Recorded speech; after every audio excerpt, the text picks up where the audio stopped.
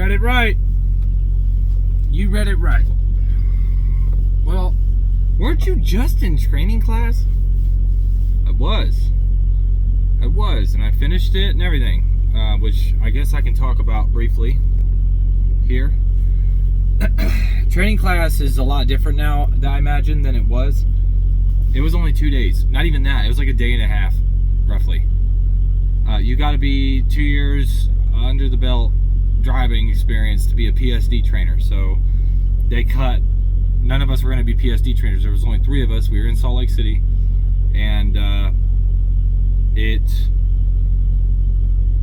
wasn't going to work because, well, the ones that did have 2 years didn't want a PSD. They wanted a TNT train. So we skipped over a good portion of the class. Like 2.5 whole days is PSD training. I had recorded separate videos. Obviously, I got cleaned up. I've been cleaned up. I'm still on the truck, obviously, but I'm here on one of my last loads, going to the house so I can get all this shit off my truck. Get all this shit off Prime's truck. Let me rephrase. It's not my truck. I'm paying for it, but it's not mine. So day one of training class, you spend the first like 90 minutes doing some CBTs, computer-based training, and you which are basically videos, and that's why it takes 90 minutes for that. It's about an hour of video that you have to watch, and you have to watch it all, and then you have to answer the questions and pass, which, like every other CBT at Prime, you're able to fail, see what you did wrong, go back and retake the test immediately and pass.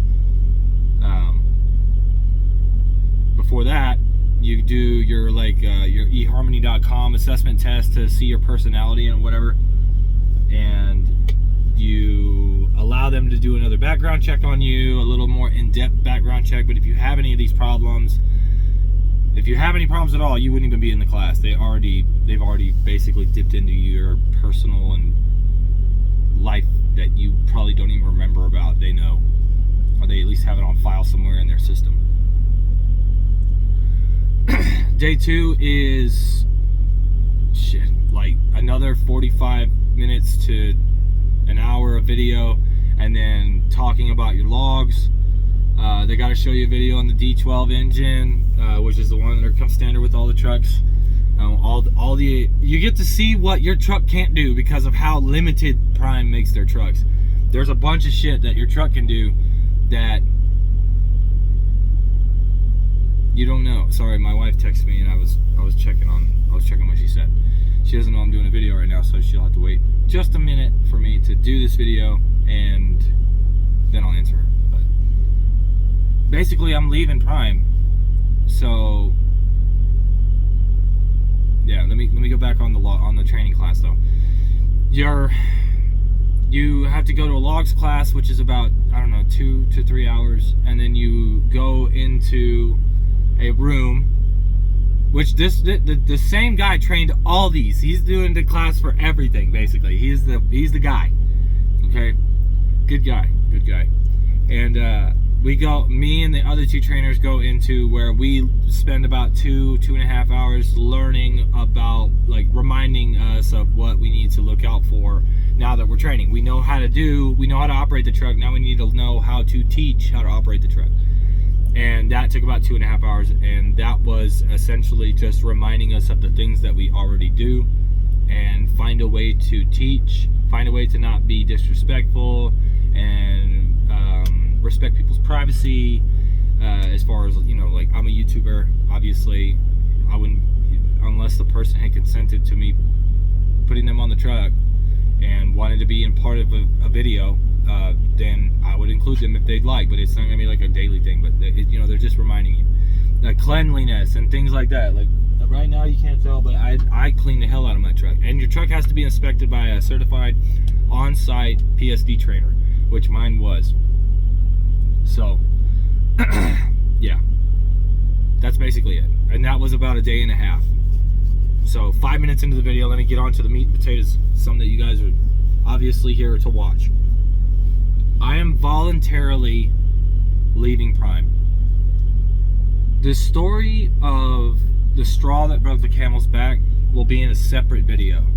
Right now I'm just going to talk about everything that I've been thinking about and everything that's been happening to me lately that has gotten me to the edge of that cliff. And then the story I'm going to tell you guys about, which is a video in itself, and that's going to come out after this one, was what pushed me over the edge of that cliff and caused me to say, you know what, route me home, dude. I'm going to get my shit out of the truck. I can't do this anymore. I can't. And I'm going to explain why, the main reasons, the reasons that matter now. Full disclosure, me and the wife have been having issues lately because I'm away from home so much. That has been progressively getting worse as I'm gone longer and longer from home. I get the money signs in my eyes, man. We start making all this money, and it's like, what good is all this money if I'm not, if you're not home to enjoy it with the family you're working for? You know, that's essentially what it boiled down to. And I'm so fucking hard-headed that I'm like, we got plans, like we're almost there. We're almost there. Like as soon as Prime lifts this stupid ass mandate, our truck shortage thing, like I'll be able to buy my truck and then we'll be able to go from there. But now we're put on hold because I was gonna order my truck at the beginning of February, which is 11 days ago. I was gonna go to training class, get a trainee, and then by the time I was done with that trainee, I was gonna have enough money for a down payment. Like this was all part of the plan. So I'm finally able to go to training. I'm in training. I'm in U2. I was going to come home, celebrate my wife's birthday, which was on the 27th of January, and celebrate Valentine's Day at the same time. So I'm still on track to go home around that same time, but a lot of other shit has happened since then. More specifically, the last couple of days have happened right after training class, really. And like I said, I'll explain that in a separate video. But what I'm talking about is the main reasons, the reasons why I decided that I am going to stay. Or I'm going to leave. I need to leave. I need to get a local job near the house. So that has been happening. You know, complacency and stuff like that, and me being out here. I've been out here for a year now. I've been doing truck driving for a year. It's not for everybody. I feel like I could still do it, but it's a team effort when it comes to relationships, right? And if I don't do my part, I'm gonna lose her and I'm gonna lose my kids, and I don't want to do that, not for money. So yeah, I decided that's one of the major things. Though it's taken a while for me to finally catch up to that fact that I could lose her and the kids based off of this shit and my inability to want to come home because of how much money I'm making. My kids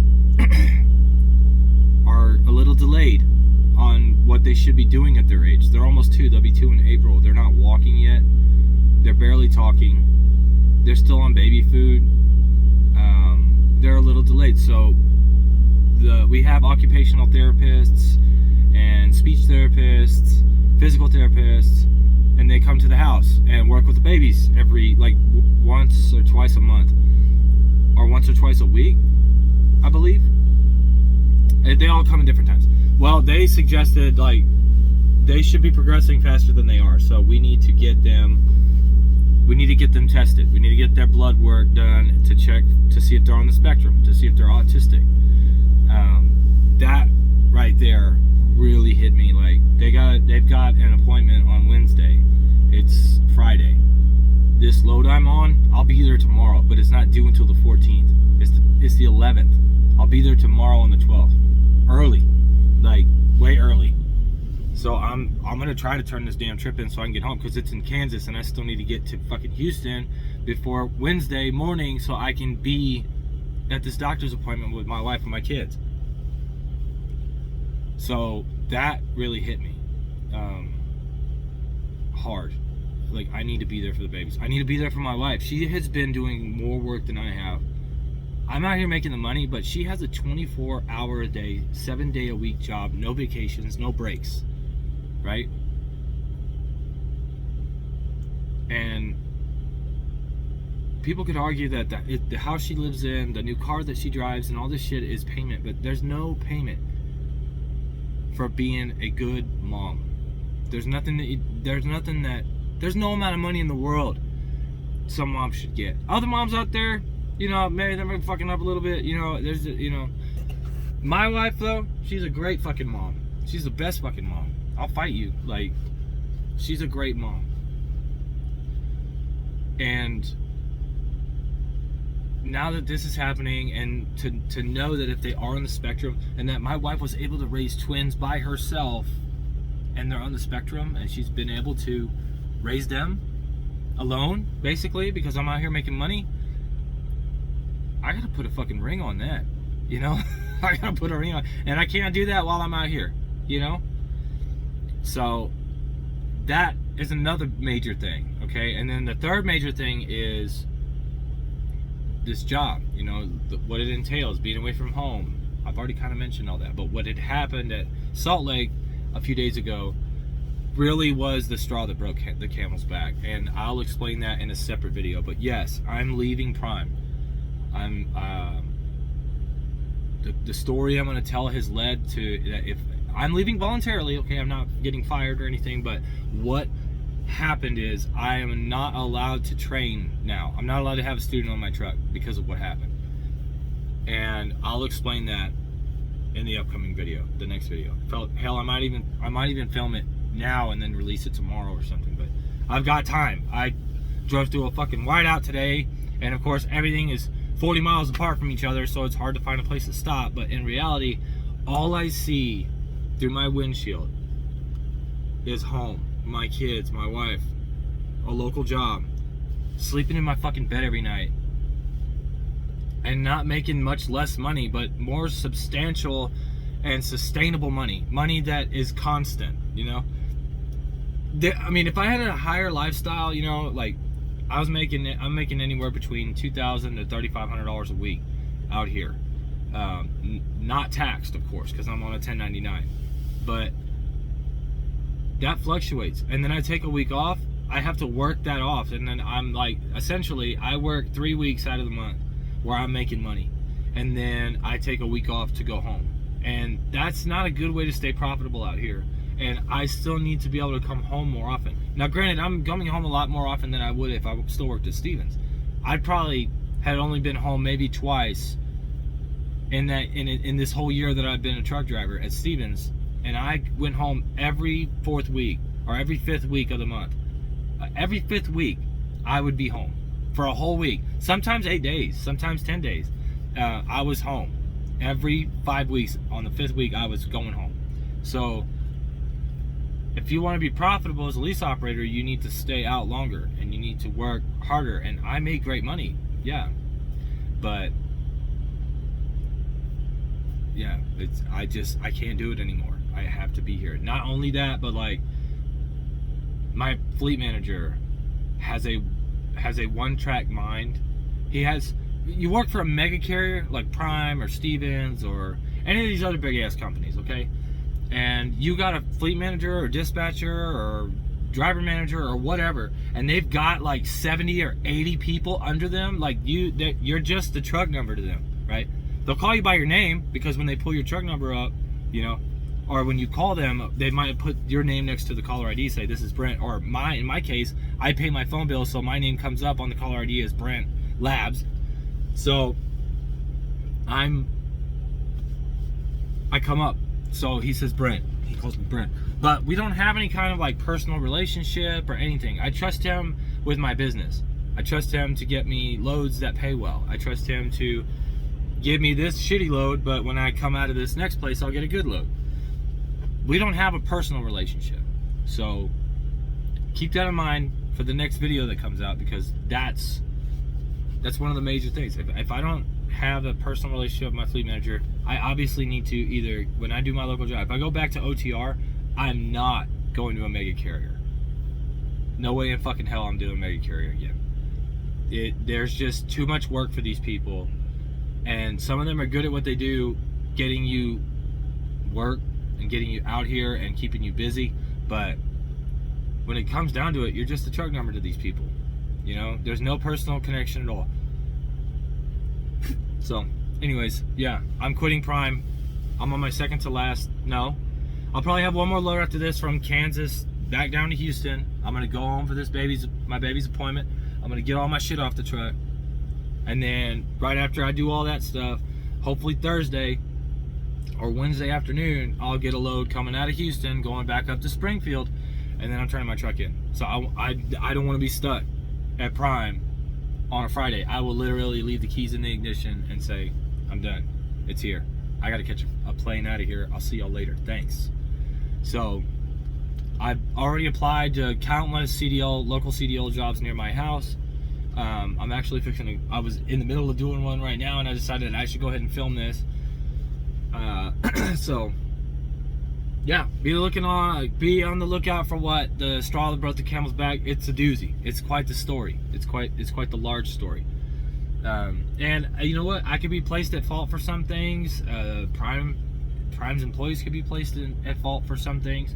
I'll leave it up to y'all to decide. But in my head, I wasn't in the wrong, and maybe you'll understand when the next video comes out. So anyways, remember, just ladies, love it, hate it, fucking ready to take care. I'll see y'all another time.